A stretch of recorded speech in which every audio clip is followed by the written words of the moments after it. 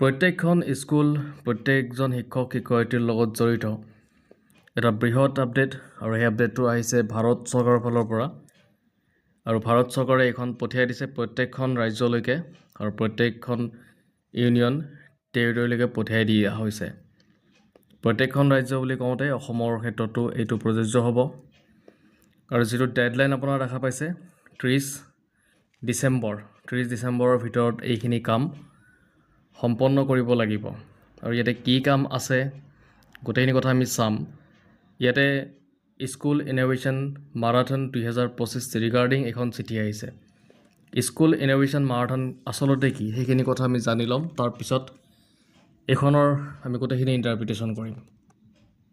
এতিয়া আমি চাম স্কুল ইনোভেশ্যন মাৰাথন 2025 অৰ্থাৎ চিম, যাক আমি চিম বুলি শ্বৰ্ট ফৰ্মত কওঁ। এই চিমৰ মূল উদ্দেশ্য হৈছে বিদ্যালয়ৰ ছাত্ৰ ছাত্ৰীসকলৰ মাজত নৱ চিন্তা, সৃজনশীলতা আৰু সমস্যা সমাধানৰ মনোভাৱ বিকাশ কৰা, যাতে তেওঁলোকে বাস্তৱ জীৱনৰ সামাজিক আৰু সমস্যাসমূহৰ সমাধানৰ উদ্ভাৱনী উপায়েৰে আগবাঢ়িব পাৰে।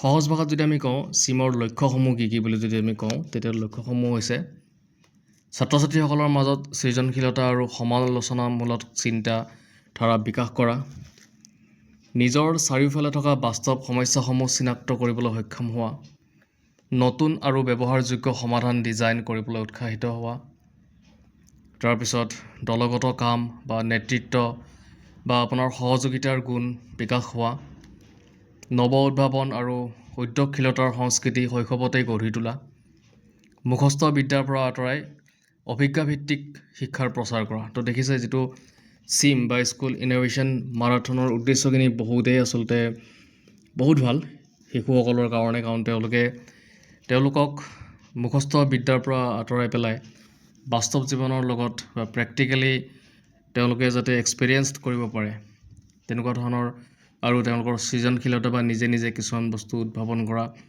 বা সমালোচনামূলক চিন্তাধাৰা অৰ্থাৎ ক্ৰিটিকেল থিংকিং বুলি যাক আমি কওঁ, তেনেকুৱা ধৰণৰ যিবিলাক চিন্তা সেই চিন্তাবিলাক উদ্ভাৱন কৰাৰ ক্ষেত্ৰত এই যিটো প্ৰগ্ৰাম আপোনাৰ স্কুল ইনোভেশ্যন মাৰাথন এইটো কৰা হয়।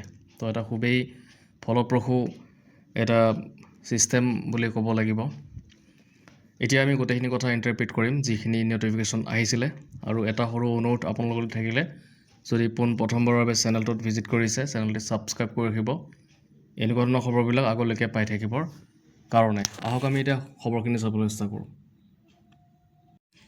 তো তাৰিখটো অলৰেডি আপোনালোকে গম পাইছে, 12 ডিচেম্বৰ 2025 তাৰিখত এখন চিঠি আহিছিলে আৰু বিষয়টো আপোনালোকে ইয়াতে ক্লিয়াৰলি দেখা পাইছে, বিদ্যালয় উদ্ভাৱন মাৰাথন 2025ৰ সময়সীমা বঢ়োৱা সম্পৰ্কত। এই পত্ৰখন আগতে জাৰি কৰা DO পত্ৰ নম্বৰ ইয়াতে আছে। তাৰিখ 28 জুলাই 2025 তাৰিখৰ প্ৰসংগত, য'ত বিদ্যালয় উদ্ভাৱন মাৰাথন SIM 2025ৰ সূচনা সন্দৰ্ভত অৱগত কৰা হৈছিল আৰু সকলো বিদ্যালয়ৰ সক্ৰিয় অংশগ্ৰহণ নিশ্চিত কৰিবলৈ ৰাজ্য কেন্দ্ৰশাসিত অঞ্চলসমূহক অনুৰোধ জনোৱা হৈছিল। আপোনাক অৱগত কৰোৱা হৈছে যে এই বছৰৰ বিদ্যালয় উদ্ভাৱন মাৰাথন 2025 23 ছেপ্টেম্বৰ 2025 তাৰিখে সূচিত বিকশিত ভাৰত বিল্লাথন অৰ্থাৎ VPB 2025ৰ সৈতে একেলগে আয়োজন কৰা হৈছে।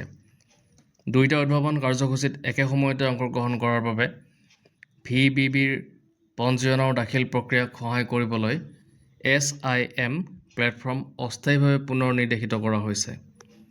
ফলস্বৰূপে SIM পৰ্টেল 8 নৱেম্বৰৰ পৰা 30 নৱেম্বৰ 2025লৈকে কাৰ্যকৰী হৈ আছিল, যাৰ ফলত বিদ্যালয়সমূহে নিৰ্ধাৰিত সময়সীমাৰ ভিতৰত SIM দাখিল প্ৰক্ৰিয়া সম্পূৰ্ণ কৰিব পৰা নাছিল।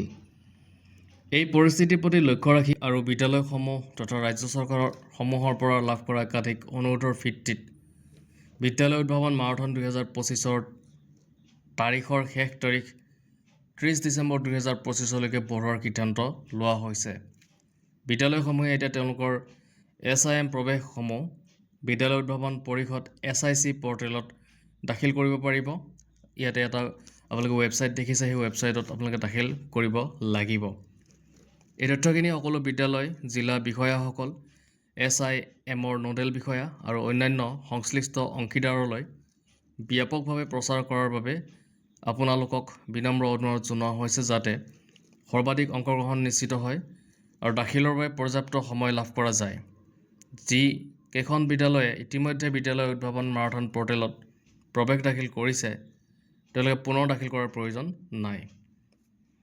বিদ্যালয়সমূহত উদ্ভাৱনৰ সংস্কৃতি গঢ়ি তোলাত আপোনালোকৰ অবিৰত সহযোগিতাৰ বাবে আন্তৰিক ধন্যবাদ জ্ঞাপন কৰা হ'ল। তো দেখিছে বোলে গোটেইখিনি কথা আমি চালোঁ। ইয়াতে কি কথা লিখা হৈছিলে ইণ্টাৰপ্ৰিটেশ্যন কৰি দিলোঁ আমি। যিটো আপোনাৰ এই কাৰ্যসূচী যে কাৰ্যসূচীটো আগতে এটা ডেডলাইন দিয়া হৈছিলে কিন্তু সেইটো এক্সটেণ্ড কৰি পেলাই এতিয়া 30 ডিচেম্বৰ 2025 কৰা হৈছে। তো এইটোৱে আছিলে আজিৰ আপডেট। যদি ভিডিঅ'টো ভাল লাগিছে লাইক শ্বেয়াৰ আৰু ছাবস্ক্ৰাইব এটা কৰি দিব।